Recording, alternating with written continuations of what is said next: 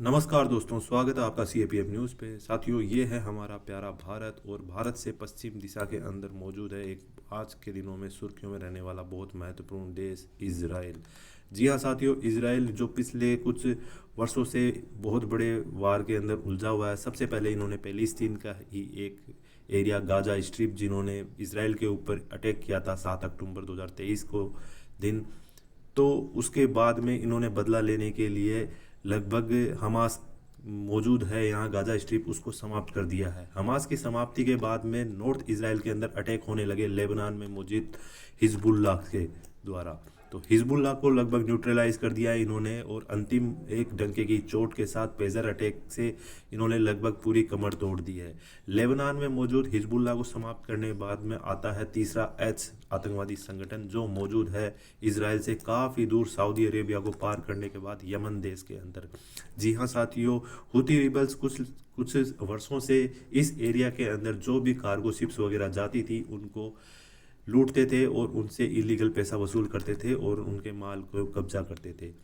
इन आतंक से कई वर्षों से कई देशों के जहाज, कार्गो जहाज इस एरिया को अवॉइड करने लग गए हैं और लॉन्ग रूट अपना रहे हैं जो वर्ल्ड के लिए काफ़ी एक्सपेंसिव साबित हो रहा है। तो इस चीज़ को क्लियर करने के लिए इसराइल ने बेड़ा उठाया है और इसराइल से यमन के ऊपर एयर स्ट्राइक करके हुती रिबेल्स को लगभग न्यूट्रलाइज कर दिया है।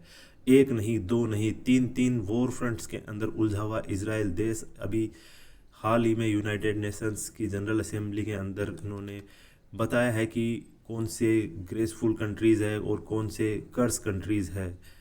बेंजामिन नेतन्याहू की स्पीच के दौरान कई देशों का दो मतभेद हो गए हैं। अब मिडल ईस्ट के अंदर बिल्कुल ऐसा माहौल बन गया है कि कभी भी एक लॉन्ग फेज वॉर स्टार्ट हो सकता है, जिसको अवॉइड करने के लिए तमाम देश इसराइल को ये चेतावनी दे रहे हैं जो मित्र देश है कि एक टारगेटेड वॉर में मत उलझना, क्योंकि ऑलरेडी एक युद्ध काफ़ी वर्षों से चल रहा है रसिया यूक्रेन का, जिसके बाद में वर्ल्ड इकोनॉमी को काफ़ी ज़्यादा इम्पेक्ट हो रहा है।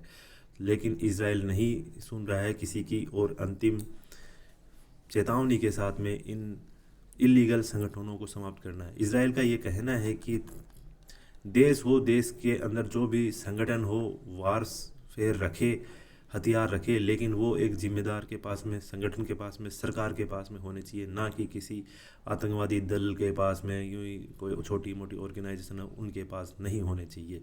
एक जिम्मेदार लोगों के पास में होंगे तो वो जिम्मेदारी से उनका इस्तेमाल कर सकेंगे। इसी मुद्दे के साथ में इसराइल समाप्त कर रहा है तमाम देशों के अंदर जो भी छोटे मोटे आतंकवादी संगठन हैं जिन्होंने कभी न कभी इसराइल को नुकसान पहुंचाया है उनको। मिलते हैं इसी प्रकार की कोई महत्वपूर्ण जानकारी के साथ में अगले वीडियो में। जय हिंद।